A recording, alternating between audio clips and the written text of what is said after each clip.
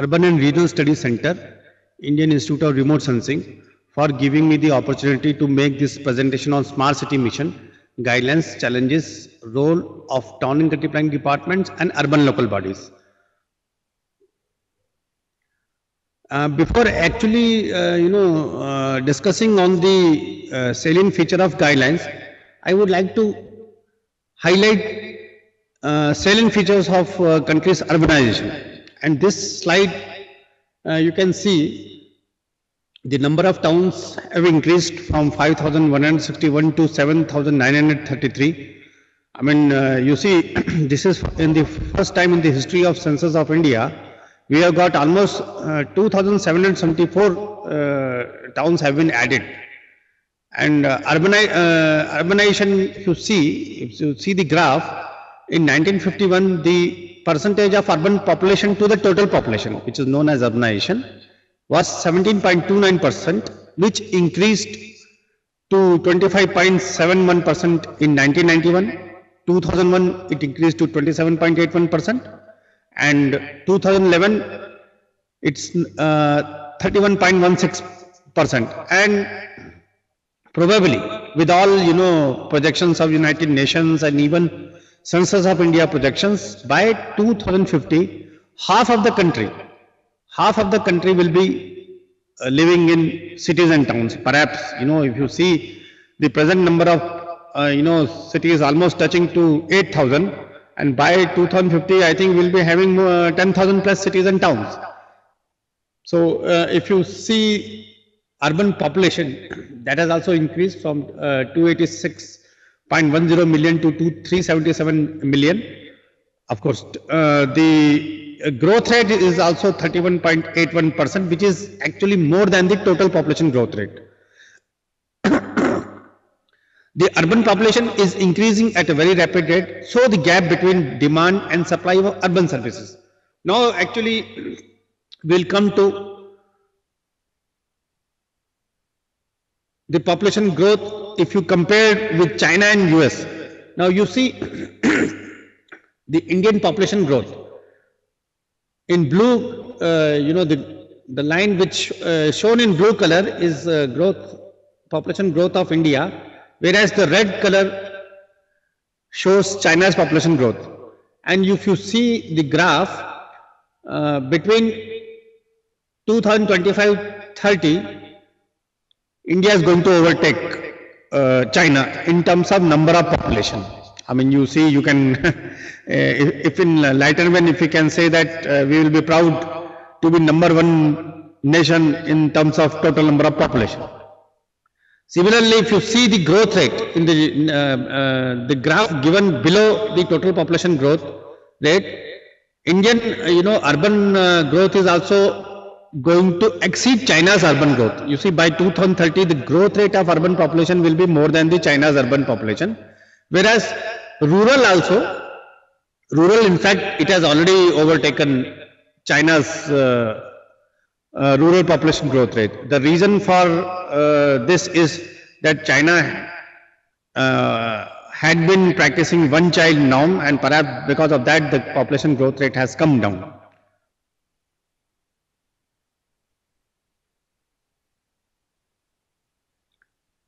This table broadly gives the distribution of urban population as per the categories of cities. The total number of cities in census 2011 was 7,933. Among 7,933 cities, 3 were mega cities: class 2 605, class 3 1905, class 4 2233, and so on and so forth. In terms of decadal growth rate, you can see that mega cities have shown 14.8% decadal growth rate. However, if you see class 4, 5, 6, these cities have shown a very rapid population growth rate during 2001 and 2011.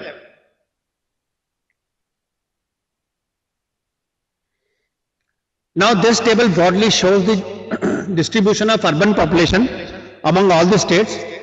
Starting with, if you see the pink color, there are 3 union territories and city of Delhi, Chandigarh, Lakshadweep, which have got almost more than 75%. I mean, the leading is Union Territory of Delhi, which has got 97.5% of urban population, followed by Chandigarh 97.25 and Lakshadweep. However, if you see state-wise, Goa is the highly urbanized state, number 1 urbanized state in the country, with 62.17% of the population living in cities and towns, followed by Mizoram 51%, Tamil Nadu 48%, Kerala 47%. These are have been categorized as medium urbanized, whereas Maharashtra, Gujarat, Karnataka, Punjab, they are on the threshold of becoming medium urbanized. But if you see the total urbanization, we have classified as low urbanized, while majority of the states still they are quite low in terms of urbanization. If you see the figures of Assam, Bihar, Himachal Pradesh, they have got less than 20% of urban population living in cities and towns, with Odisha 16.68%, Assam 14%, Bihar 11.3% and 10.04% Himachal Pradesh. Now, I think few slides I will be showing what are the major challenges, what are the major problems in terms of access to, minimum basic facilities for the cities and towns. If you see water supply, these figures I have quoted from Census of India, I have taken from Census of India and various publications. In terms of water supply, you can see 29% of the households did not have access to tap water. I mean, it's a quite sizable amount. 71% of urban population has access to water connection and 1 to 6 hours of supply per day. Similarly, if you see about sewerage and sanitation, this is the biggest challenge for our Indian cities. I mean, when we are talking about the smart cities, I mean, before making the cities smart, we must know the prevailing problems in all the cities and towns. And if you see, 8.8% of the urban households had no latrines. I mean, we have got almost 70 years of independence. In 70 years, after 70 years, if we say that 8.8% of the urban households do not have any latrine facilities, it's a really worrisome aspect. I mean, almost you see 8 million households do not have access to toilets. So that 8 million means almost 80 lakhs households do not have. I mean, that means they don't have any facilities within their premises and they have to resort to open defecation. I mean, it's a really very challenging aspect. Now, 44% of the urban households were connected with underground sewerage and only 18.2% of the households do not have any drainage facility. I mean, this is also one of the very important aspect, and this is a challenge for all the urban administration and administrators and planners to ensure that all cities must have these kind of facilities. Similarly, as per CPC report, out of about 38,000 MLD of sewage treatment facility exists only for 12,000 MLD. I mean, most of the wastewater being generated in the urban areas are not appropriately treated. And if you see, I mean, this I am quoting the figures for only 35 million plus cities, which was as per 2001 census. Hardly 50% of the treatment capacity exists in 35 million plus cities. And for class 1 cities, around 32% of is sewage generated. I mean, sewage generated in class 1 zone has treatment capacity of class 1 cities is around 1153 MLD, which is 32% of the sewage generation. Now, similarly, I mean, the same story also you just know about the solid waste. Around 1,88,550 MT of municipal solid waste is generated daily in the country, and 53 million plus cities. As per 2011, we have got 53 cities with more than 1 million population. Together, they generate 86,000 metric ton, around 31.5 million tons per year. And as far as urban transport is concerned, public transport only accounts for 22% of the urban transport. I mean, still cities are struggling. Out of 85 cities with more than 5 lakh population, only 20 cities have dedicated city bus service. I mean, this is also one of the challenge being faced by the cities. And as per census 2011, 52.4 million people lived in slums in 1743 towns, which constitute almost 1/4 of the population of these towns. 1/4 of the population is living in slums. And as far as housing shortage is concerned, National Housing Bank has estimated that shortage of dwelling units in urban areas in 2013 was around 18.8 million, of which 99% pertains to economically weaker section and LIG segment of the urban population. Now, you see, I have 2 or 3 slides. I have focused on the challenges ahead to cover the gap existing in the access to the basic facilities. However, in the past few years, 5-6 years, there has been attempt to make an estimate that how much money would be required to cover the gap. And one of the most important figure, you must be aware, you must have seen the High Powered Economic Committee report, which has actually estimated that for 20 years period from 2012-13 to 2031-32, rupees 39 lakh crore would be required to plug the gap which I have explained in the previous slides. It's not so easy to generate 39 lakh crores. If you estimate 39 lakh crores, how we are going to generate this 39 lakh crore would be another challenge. So another 20 lakh crore for operation maintenance of urban utilities for next 20 years and 15 lakh crore for meeting the housing shortage and 60,009 crores for sanitation Swachh Bharat would be required. This is in tabular form I have given, and out of 39 lakh crore, you can see how much money would be required for urban roads, if you want to really overall strengthen our roads for 7,933 cities, you need to have 17.2 lakh crore rupees. It's a huge amount. That's why I have given, in red, like urban roads itself will consume so much of money. Similarly,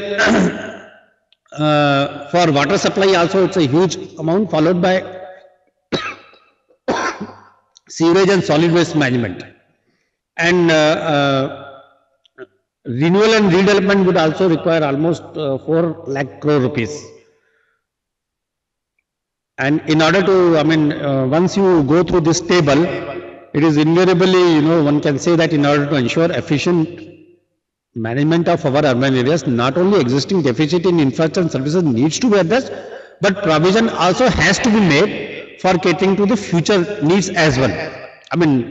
In next 20 to 30 years, so many people are going to add to the urban areas, and this will further burden our existing infrastructure.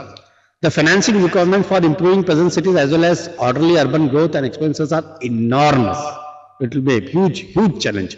And therefore, urban steps are required to address issues relating to strengthening urban governance, capacity building, financing strategies, strategizing urbanization, including spatial patterns, and improving service delivery outcomes. Now, let me come to the launch of Smart City Mission. In fact, you are all aware, you must have seen various news items, you must have seen various magazines focusing on the launch of Smart City Mission. In fact, Honorable Prime Minister inaugurated Smart City Mission in 2015, and in his speech he highlighted the vision for developing 100 smart cities as satellite towns of larger cities, and by modernizing the existing mid-sized cities with allocation of almost 48,000 crore rupees for 2015 and 20. But what is this concept of smart city? The guidelines have highlighted that cities as, the smart city should be, envisaged as engine of economic growth. It also dwells on meaning of a smart city. It also, mentions about competitiveness, sustainability and quality of life, pillars of smart city, like institutional infrastructure, physical infrastructure, social infrastructure, and economic infrastructure. I mean, to make a city smart, you need to emphasize on strengthening all these infrastructure, whether it is institutional framework, whether it is your physical infrastructure in terms of water supply, in terms of drainage, in terms of underground sewage, whether if you talk about social infrastructure in terms of health and education facilities, and the economic infrastructure, like how a city can be a generator of economic momentum, how it can really generate economic activities. So, in fact, prior to making the guidelines, Ministry had also circulated a note on smart cities, which had actually mentioned about smart city reference framework as a well-being. A city will be to be called as a well-being equity in terms that all the facilities would be available, all section of society, throughout the city. There should not be any spatial disparities in terms of the availability and access to the basic infrastructure facilities. Further, how efficient are our services? In the smart cities, how efficiently the urban local bodies can really deliver the, and what could be the foresight? How in next 20 years the smart city can really emerge as vibrant and centers for generating all economic momentum.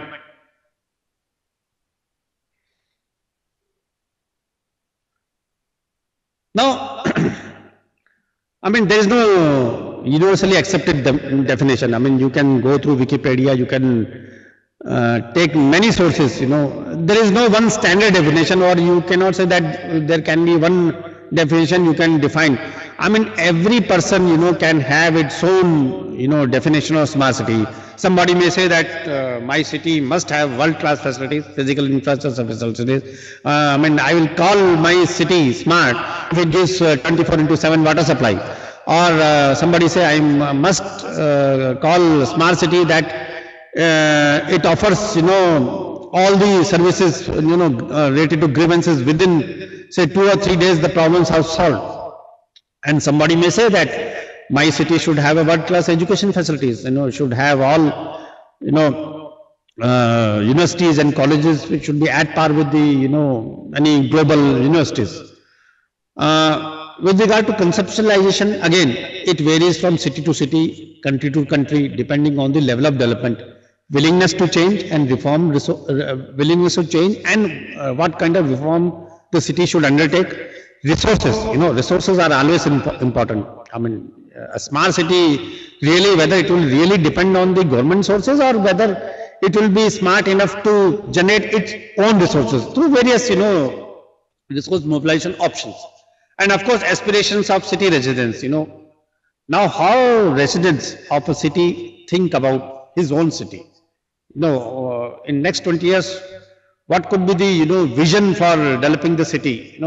Definitely all the cities, I mean, wherever you stay, city residents will always say that we need to have best of infrastructure facilities, and I mean, the kind of infrastructure facilities which are available should improve the living standards, These are all, I mean, aspirations of city residents, if somebody wants to discuss.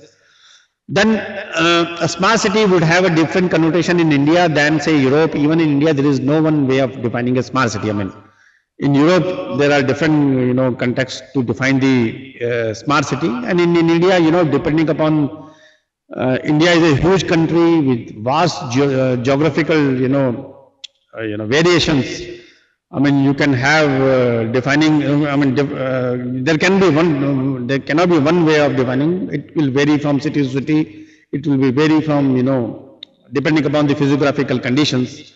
One can always come to define a city in its own manner.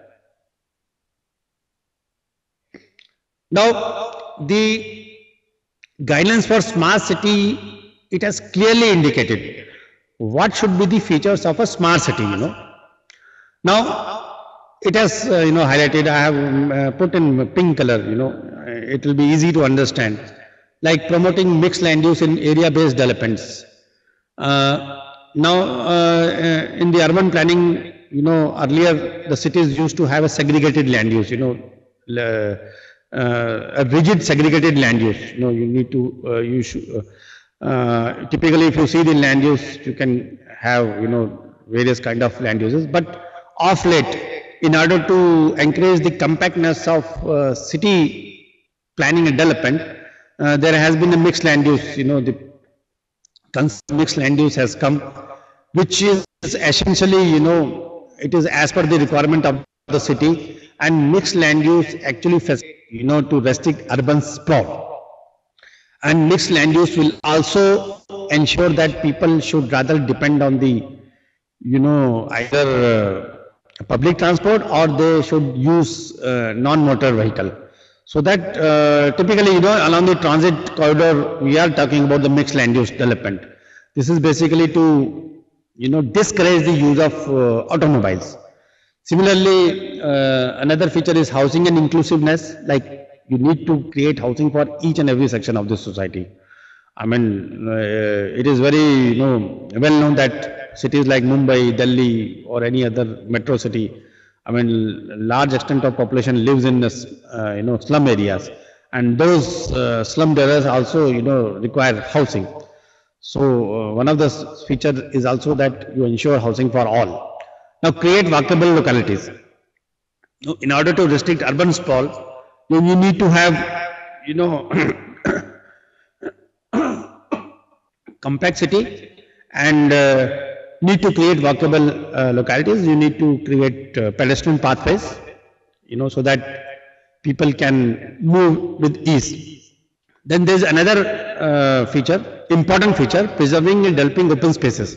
Now, this has become really very important task for any urban planner or urban administrator or municipal commissioners, to ensure that city, retain their open spaces. I mean, open spaces will also include, the open green, the playgrounds, especially the lung spaces. You are all well aware that city like Delhi, it has to struggle and contain the pollution. I mean, if you don't have green spaces, now Delhi is blessed with the, remnants of Aravallis, which provides lung spaces, which can create oxygen, which has absorbing capacity to, absorb the pollutants. So every city needs to preserve and develop the open spaces. Similarly, you need to have promoting a variety of transport options. I mean, the smart city can go for the metro rail.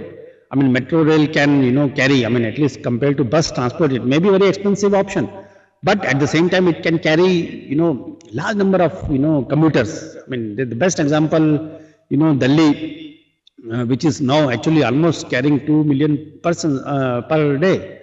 Now, making governance citizen friendly and cost effective. This is also one of the most important feature of the city, that governance has to come at ease. The citizens should not be unnecessarily harassed. The urban local body should go for e-governance mode. It should be cost effective, and people should not visit rather the urban local bodies to get their work done. And giving an identity to the city. This is also very important. I mean, in the previous slide, I have mentioned about the aspirations of the citizens. I mean, it depends on the citizen how they identify their city. I mean, they should be proud of their city. I mean, you take any example, they may say like Mumbai residents, they may say that we are proud of, very vibrant and livable city. 24 hours, the city is on move. Similarly, every city, I mean, there might be number of problems, but wherever the citizens, they are staying in their respective cities, they proud themselves in, understanding their city. And of course, the last very important feature also, smart solutions to infrastructure and services in area-based development. I mean, you need to come out with out-of-box thinking, and you need to adopt area-based strategy, and how to overcome the existing deficiency of infrastructure services. You can always, go for area-based development strategies. Now, we have tried to, evolve some sort of a definition, like to conclude with the, smartness of smart cities derives from smart urban planning, governance and management. These three words, urban planning, governance and management, whereby the use of ICT enables measurable efficiency, transparency and accessibility in all aspects of the city, whether it is governance, whether it is provision of basic infrastructure facilities, whatever efforts have to be made for, retaining the smartness of the city, you need to ensure measurable, everything should be measurable, but whatever services you provide, it has to be measurable, it has to be efficient, and above all, it has to be transparent. And how all citizens need to have access to all the facilities. Now let me few slides how the selection process, this was the first time in the entire history of the urban development.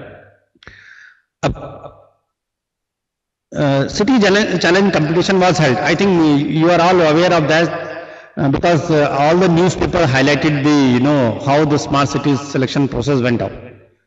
Now citizen selection process has been the idea of cooperative and competitive federalism. This our Honorable Prime Minister has been again and again talking about the competitive federalism. Like state government need to participate in all the programs, and there has to be an element of competition among all the cities. Every city should compete, and they should come up with novel ideas. Similarly, like cities are diverse. I have already mentioned that because of our physiographical conditions, they are diverse. Each city has to construct its idea and vision of the smart city that is aligned to the local context. Selection process follow the challenge method, 2-stage. Broadly, the challenge process was divided into 2 stages. First stage was interstate city competition, interstate city selection on objective criteria to identify cities to compete. The first stage was within the state. And within the state, whichever cities were selected, they qualified for the stage 2 competition. So the stage 1 competition, there were certain parameters on which the competition was held. Each city was supposed to give exiting service levels, like what service level benchmark they have attained, what has been the institutional system, like every city, what kind of institutional framework they have got, whether they have got really capacities to undertake this kind of smart city mission, and whether the cities are really capable of self-financing. Under smart city, the grant which is to be given by central government is very limited. Like every city is going to get around 500 crore rupees. But will it be enough for cities like mega cities like Delhi, Mumbai, Calcutta, any other million-plus cities? So the cities were supposed to give an explanation on self-financing, how capable they are, to finance the various projects, and what has been the past track record and reforms. Based on these parameters, the stage 1 competition was held, and it was completed last year itself. By December it was completed, and the stage 2 competition was held at the central level. That was an all India competition to select smart cities for multiple round of selection based on the smart city proposals. Now all these cities were supposed to submit the smart city proposals. Almost 98 cities, which qualified the first stage, they had submitted smart city proposals. And based on smart city proposals, the second stage competition was held.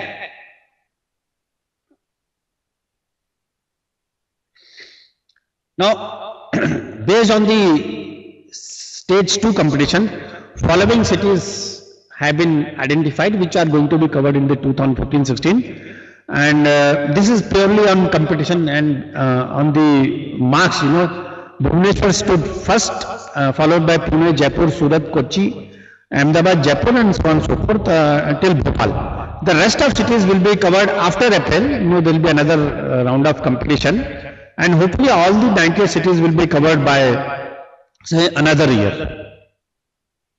And the cities which have not been able to get selected in the first round have been requested that their proposal should be improved, because there are some lacuna in the proposals and that they were not able to get marks, and then they have been advised to improve their proposals.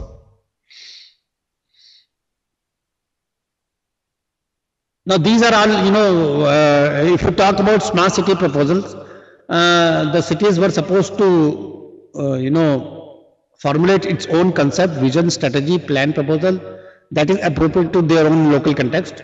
And the proposal should have contained area-based development plans and pan-city initiatives. And the proposal has to be collaborated as the objectives and funds of all government departments, parastatals, private agencies, and the citizens, which have to be developed during the process of preparing the SCPs. Almost 88 cities, smart city proposals, one can go through this mygov.in /home/discuss. I mean, you must be aware, you must have also seen these, presentations of all the smart city proposals, and these were all done basically through consulting firms. And how the mission is going to be operationalized. Now the 20 cities have been identified, and rest 78 cities will also be identified later on. However, there is a to operationalize this vision, there's an apex committee at the central government level, at the Ministry of Urban Development level, which is be headed by Secretary UD, and it has got members like Secretary Housing, Secretary Expenditure, Joint Secretary, Director, NIUA, Chief Planner, TCPO, and select Principal Secretaries of the state members. And the apex committee role will be to monitor the overall progress of smart city mission. Likewise, at the state level, there is a state level high powered steering committee chaired by the chief secretary, which would steer the mission program in its entirety. So it has also got various representation, and this high power steering committee will be assisted by city advisory council. Each city has to constitute city advisory council, which will time to time shall assist and advise the high powered steering committee. And every city, this is a part of operationalization, how it is going to be operationalized. Every city has to constitute an SPV, which will plan, appraise, approve, release funds, implement, manage and operate, monitor and evaluate all the smart city development projects. And each smart city will have SPV, I have already mentioned, and it will be headed by a full-time CEO. The states and ULB shall ensure that a dedicated and substantial revenue stream is made available to SPV. I mean, the substantial revenue would be available for SPV, and government contribution for smart city will be used only to create infrastructure that has public benefit outcomes. And the execution of projects may be done through joint ventures, subsidiaries, public-private partnership, turnkey contracts suitably dovetailed with the revenue streams. These have been highlighted in the smart city guidelines. Now, strategies, I will spend further few minutes. I've got another, say 25 minutes. Now, strategies, the guidelines have highlighted three kind of, area-based strategies. One is retrofitting. Retrofitting is basically to make the existing area more efficient and livable. An area consisting of more than 500 acres has to be identified by the city in consultation with the city. I mean, retrofit, any existing, even the city core area or any, central part of the city which has actually been worn off, which has been, in quite bad shape, in terms of, the quality of building or the quality of infrastructure. Those kind of, infrastructure can be retrofitted, and the area, minimum area will be 500 acres. And another strategy would be redevelopment, that is replacement of the existing built-up environment and enable co-creation of a new layout with enhanced infrastructure using mixed land use and increased density. Now, redevelopment, it depends on the urban local body, what kind of area they really want to redevelop. For example, if you can, I'll give you example of LBZ area, which is, very low-rise, low-density area in New Delhi area, Luton Bungalow zone, but it has got a lot of, dilapidated structures, which can be, replaced, which can be redeveloped, depending upon the norms and standards of that particular area. So, redevelopment envisages an area of more than 50 acres. Identify the urban local bodies in consultation of citizens. Now, you see, all the proposals have to be done in consultation of the citizens. In fact, the smart city proposals, which when they were submitted to the ministry, a lot of stakeholder consultations have undertaken. I mean, the citizen participation is an essential component of the smart city. And greenfield, the two I have already mentioned, retrofit and redevelopment. And the third strategy is greenfield. I mean, city can identify any vacant area, maybe more than 250 acres, and using innovative planning, plan financing, and plan implementation tools like land pooling, land reconstitution, with provision of affordable housing, especially for poor. I mean, any greenfield town development can be envisaged. However, it has to also, focus on the affordable housing. It's not that with greenfield development you are going to cater to the higher income, group of the society. The urban local body has to take, appropriate action for providing housing for urban poor. These three strategies are essentially area-based strategies.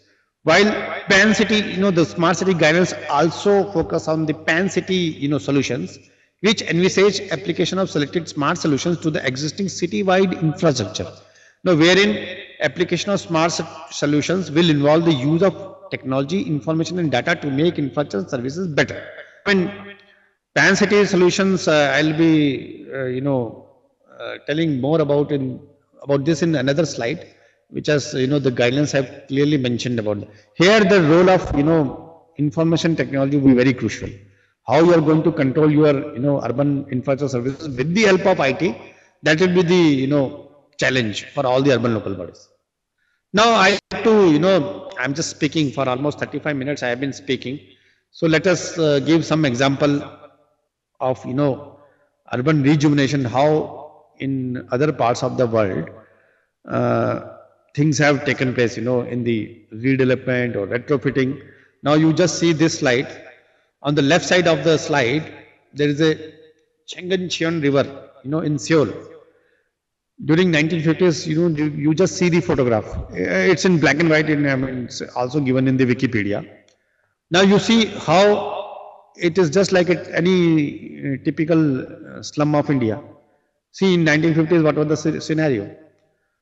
Now, how it has gone dramatic transformation, just see on the right side.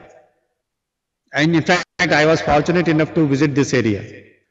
And now you see how this dirty river has been transformed into a absolutely, recreation area. This area is one of the most beautiful places passing through the central areas of Seoul, and has become very lively, very vibrant, and lot of people, they come for recreation, they come for picnic, they come for, leisure. And you see the quality of water also, it has been drastically improved.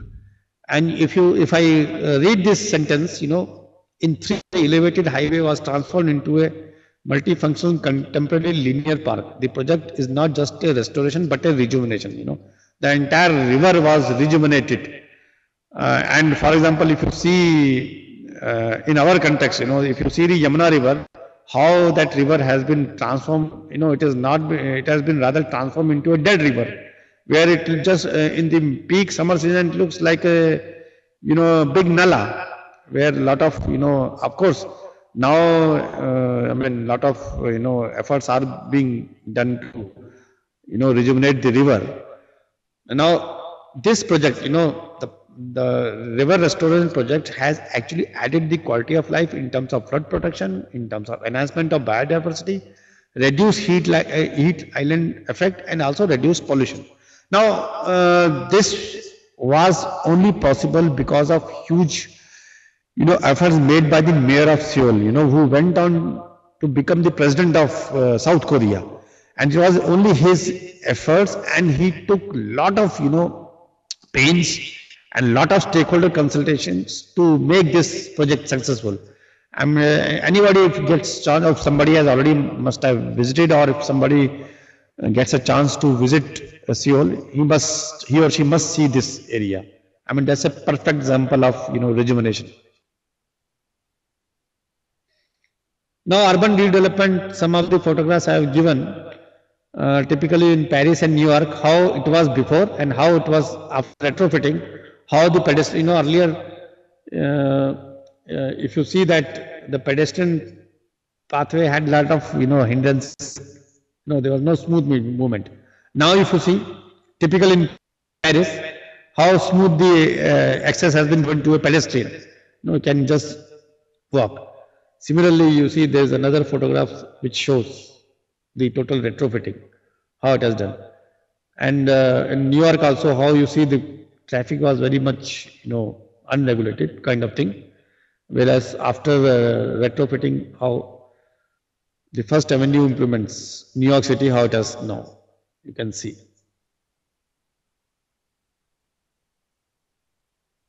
Similarly, you must also give some good examples of our country also. So this is also urban redevelopment. In the presentation on, Bendi Bazaar urban redevelopment was also made, in the, inaugural ceremony of the Smart City Mission.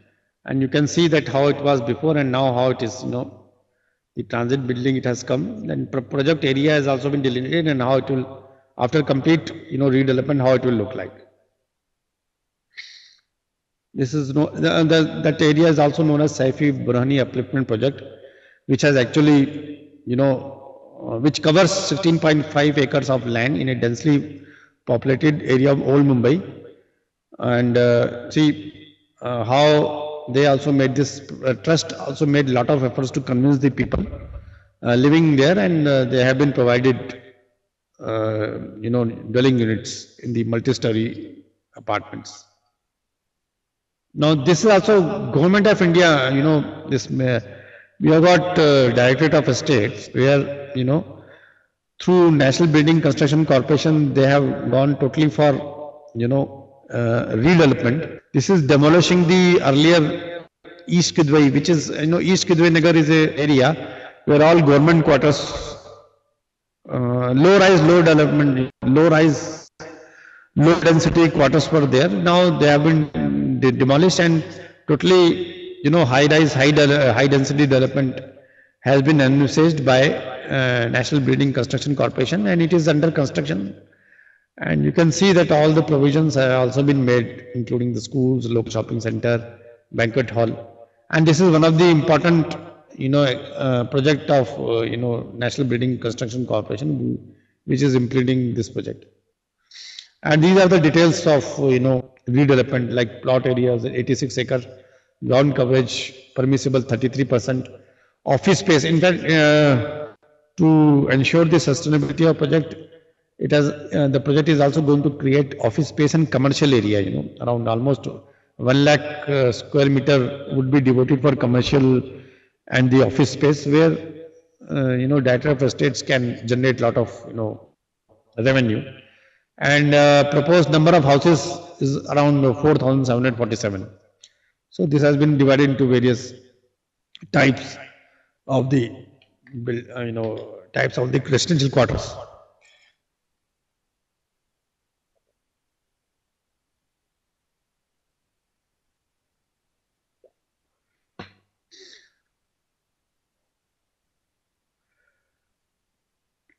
This another Sabarmati riverfront in Ahmedabad is also a very good example.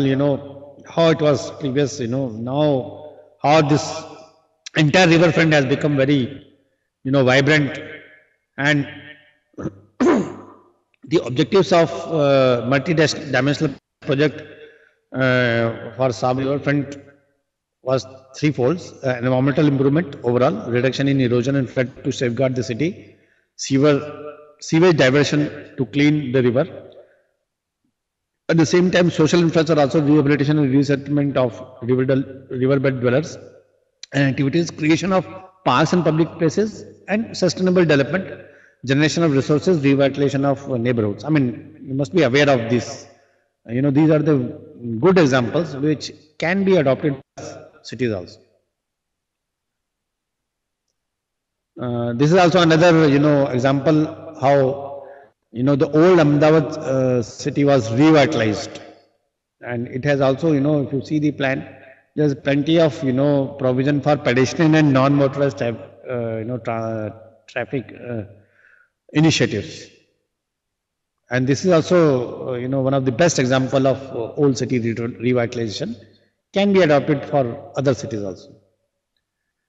And greenfield development, I think everybody is aware of, Gujarat International Finance Tech City, which is a greenfield city. And, it's still in an infant stage. It will take some time to develop. And it is going to become a very important, financial hub of Western India. I mean, it may compete, once it is completely developed, it may become, a very leading commercial hub of the Western India. And in fact, it is based on all modern urban planning principles. These, slides, the retrofit, I mean, these slides actually tells about how to go about retrofitting, what sort of you should make in order to ensure retrofitting. I'll not go into details because, there will be less time will be left for discussion or answering your questions. But it gives, details that how you need, you need to delineate the area, you need to collect data, prepare the GIS-based map and incorporate all the GIS-based information, need to have public, participation, need to have CIP and FOP, you need to have detailed, these information, costs, schematic, phasing, investment, identify PPP, any private player which is interested, then also identify the benefit and impact assessment of the proposals. Then you need to also have, monitoring mechanism. Similarly, for city renewable redevelopment also, you need to conduct delineation of the project area, you need to collect data, need to map appropriately the entire redevelopment area, which could be part of a master plan or local area plans of the city, need to have stakeholder consultations, and the redevelopment plan has to be in accordance with the master plan or zonal plan, overall objectives. The plan must be formatted with viable options of land assembly and land monetization. And the layout plan must be prepared, clearly showing the utilities, linkages and connectivity, including phasing for relocation and resettlement if it involves. Then, of course, it also need to have CIP and FOP and need to have benefit and impact assessment. And of course, greenfield development, it will be typically, for any kind of a new sub-township, need to have delineation, and accordingly, the preparation of suitable greenfield plan, it need to have emerging provisions of TOD, focus on new and renewable energy, disaster management, structural safety, and the layout plans duly showing all the utilities, linkages and connectivity. And of course, public partition would also be there. You need to also prepare CIP, FOP. And then, need to have a very strong monitoring mechanism of the greenfield or for that matter, any kind of 3 area-based strategies. Now, Pan City need to have application of smart solutions to citywide infrastructure. Development and research application of selected smart solution to the existing citywide infrastructure. Need to use technology-informed data to make infrastructure and services better. For example, applying smart solutions in transport sector, intelligent traffic management system, and reducing average commute time or cost to citizens will have positive effects on productivity and quality of life. This, one of the smart solution could be. Now, these are the various smart solutions, which will have to be, have a Pan City, implications. I mean, for e-governance, citizen services, all the urban local bodies can, go for this. Then you need to have energy management, need to, shift focus on renewable sources of energy. Water management, it's a very important thing. Most of the cities have a lot of T&D losses, but with the use of smart meters, leakage identification, rainwater harvesting, lot of, smart solutions can be thought of. Similarly, for social infrastructure like telemedicine, teleeducation, incubation, trade facilitation center, skill development center, waste management, it's also almost, new areas being emerged in the waste management. you need to focus on zero waste management, you need to focus on reduce and recycle of waste, whether it is solid waste, whether it is liquid waste. I mean, that these lot of things are coming. Then above all, decentralized solid waste management. In fact, decentralized wastewater treatment also, I mean, some of the cities are thinking about this. Rather than, making huge capital investment for, centralized STPs and, solid waste processing plant, one can always think of, treating the both liquid and solid waste at the neighborhood level itself. It will also, the cost of, setting up of decentralized, solid and liquid waste management plants would be quite less than the centralized one. And of course, urban mobility, which is also, I mean, without mobility, a city cannot survive. So one has to think of TOD, you can think of smart ticketing, ITM, integrated multimodal transport, last mile connectivity. I mean, this is the most, if you achieve last mile connectivity, any city, if it achieve last mile connectivity, I can straight away say that that is the most smart city. And that too, you don't have to depend on the personal vehicles. If public transport is there, backed up by very efficient paratransit system, one can always, the city can always think of last mile connectivity. And the city which provides last mile connectivity, personally, I feel that that is the most smart city. And of course, smart parking is also one of them. And then urban amenities, open spaces, I have already mentioned, the cities need to retain the, open spaces, playgrounds, parks, which provide, vital lung spaces and which are also important places for recreation. Now, monitoring, Apex committee I have already mentioned, it will review the proposals submitted by the panel, evaluated by the panel of experts. After the stage 2, I have mentioned that 20 cities have been selected, but the remaining 78 cities, they have to revisit their proposals and that will be further evaluated. And Apex committee will also approve and recommend the release of funds based on the progress in the implementation. Of course, you see, the smart city has become a buzzword or a catchy word in these days, and people think that it will be, within 2-3 years you will see that all the cities will be converted to smart cities. It's not like that. It will take time. It's not. It may take 10 years. It may take 15 years. If you go for the area-based strategy, it may take 10 to 15 years to overcome the deficit of urban infrastructure. But however, there is a provision of mid-course also. If something goes wrong. So after 2.5 years or 3 years, Ministry of Urban Development can think of, what steps to be taken to, overcome all any, if things go haywire. So what corrections you need to take, that will be, definitely mid-course correction will also be done. And under the quarterly review of activities, of course, Ministry of Urban Development will be quarterly reviewing all the progress, mission. Now, in fact, the title of the presentation also says that what could be the role of town and city planning departments and urban local bodies. In fact, I have mentioned that all the directors and chief town planners of the states are the member of, high-powered committee at the state level. In fact, they must have provided inputs to the proposals, and they have got a very important role. And you see, area-based strategies based on special planning, role of, town planners assume much significance and strategies need to emanate from the proposal of master plan of the smart city concern. Whatever master plan or statutory plan makes the proposal, how it can be, dovetailed with the, the smart city proposals. I mean, this only a town planner can tell. Personally, what I view that a town planner can always, contribute to the area-based strategies. And the urban local bodies will have to work in tandem with the special purpose vehicle. Special purpose vehicle have been or have to be constituted. And ULBs, ULBs will be having 50-50, equity shareholding.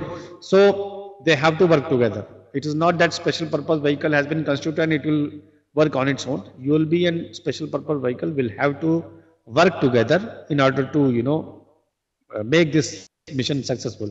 Now, state town planning departments can effectively participate in monitoring of the mission with regard to area-based strategies. Now, the cities, you can see in my.gov.in that a lot of, presentation of the proposals have been made.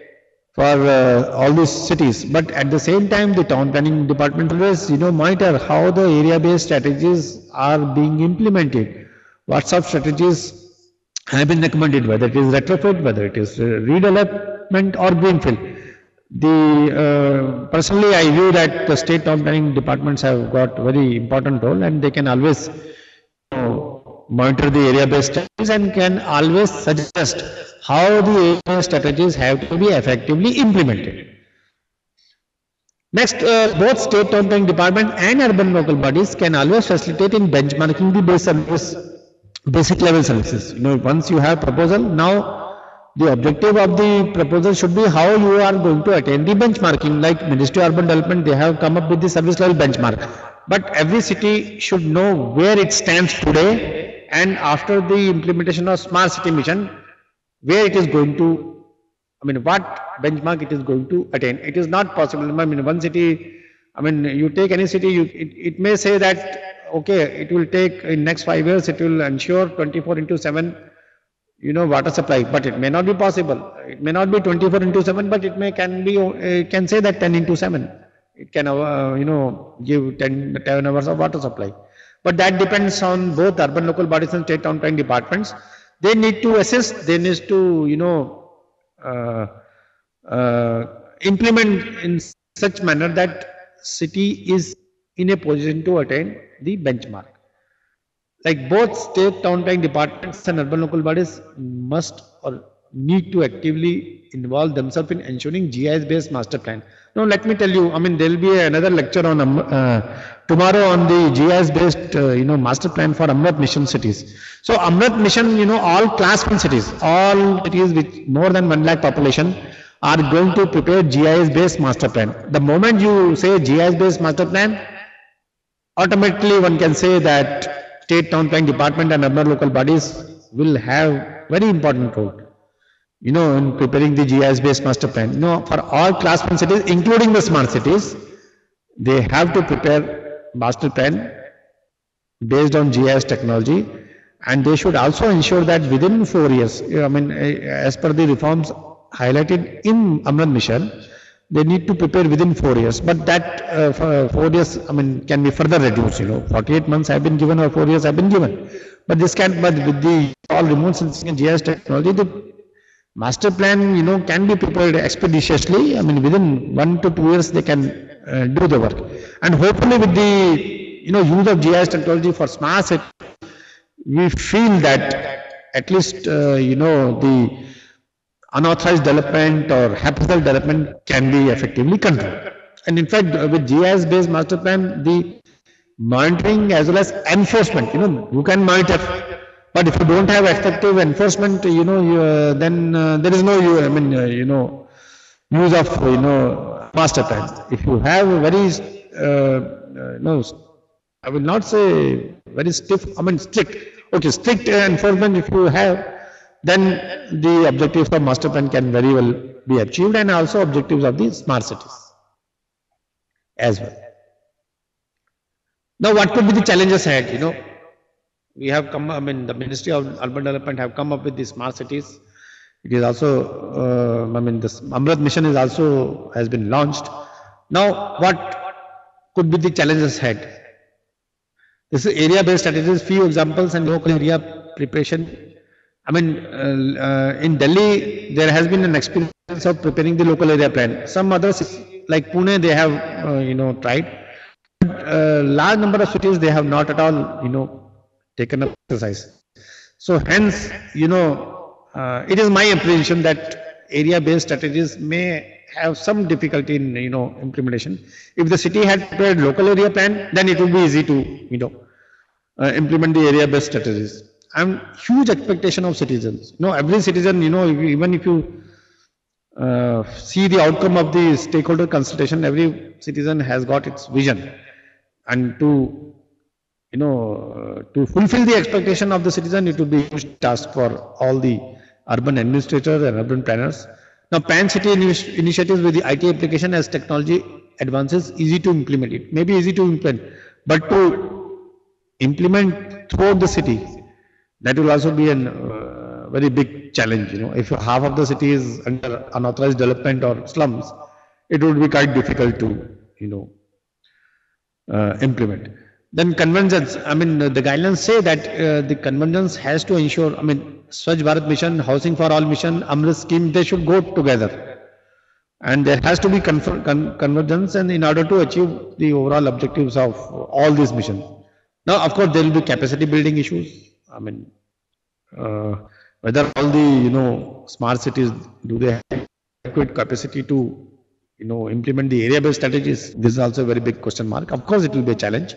Then intra-city disparities, disparities within the city. Say, for example, area-based strategies, city identifies certain areas, but they forget about other areas.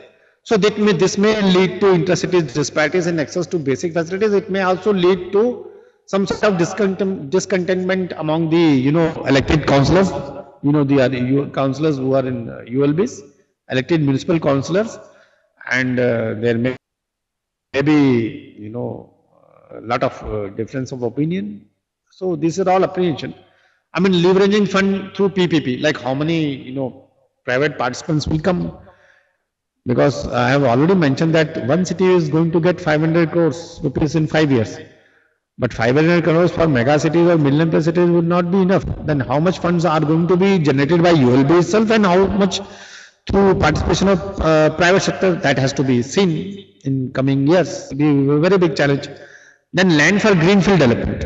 Now these days land acquisition is a very big challenge. More and more urban administrators and planners, they are feeling that you just cannot acquire. With the LARR, being in force, it will be quite difficult to acquire the land. Rather, acquiring the land through land acquisition, it is better to find other options through land pooling or through, other, reconstitution techniques. So it will be up to the urban local body how they are going to do this. That has to be really seen, and I consider it as another very big challenge to get land for greenfield development. Now, way forward, few sentences I have made that massive investment envisaged in the next 5 years shall to large extent enable the urban local bodies to strengthen the infrastructure base and make the cities livable. Smart cities covered must extract maximum benefit through cooperative federalism. The urban local bodies need to demonstrate competence to implement their objectives. Now, this competition which was, done, now we should encourage all the cities to participate, and all cities should demonstrate their competence. Smart cities should ultimately emerge as generator of economic activities. I have already mentioned, with new options of regeneration. They should come with innovation. They should see how to maximize the resources, either through property taxation or 100% coverage of property taxation, then other user charges, how they can collect and how they can optimize those things. Then smart cities must come with out of box thinking, with emphasis on down up approach, locally appliance, adopting decentralized wastewater. I have already mentioned. Open defecation fee, if smart cities, if you find that after 5 years some 20% of the population still defecating in open, will defeat the purpose of the mission. Of course, smart cities with convergence with the Swachh Bharat should make open defecation fee. Then relaxation of FAR, FSI, that is also to be one of the solution to not only generate the resources and then also go towards redevelopment, redensification. Then these things I have already mentioned, but one sentence I would like to mention: efforts for paperless, contactless and cashless way of working. This the urban local bodies must ensure, and this will also go in terms of ease of doing business. Then reform agenda to be pursued proactively, streamlining the regulatory frameworks. These have to be simplified and it has to be put on fast track. Then adherence to regulations, governance by incentives, not by enforcement, not by say that some sort of clauses that you will totally demolish the project or the houses or any buildings. Rather, it has to be driven through incentives. Now, need to expedite the preparation of master plan, as early as possible. That is one of the, condition to be, adhered to. Ensuring compactness of city through various mobility options. Now another challenge will be, of course, smart cities. All the 98 cities, they have master plan. But just I have, for your kind information, I have made this sentence that out of 7933, we have got only 2,558 cities having master plan. So in another 5 years, we expect that at least 4,041 statutory towns must have the master plans. So in conclusion, I would like to highlight one sentence which has been given by Jane Jacobs. It's a famous American sociologist. Cities have the capability of providing something for everybody only because and only when they are created by everybody. When everybody involve himself or herself for city building, then only city becomes livable. Then only city will become a dynamic entity. With this sentence, I would like to thank each and everyone for your kind intention and for your kind patience to listen to me.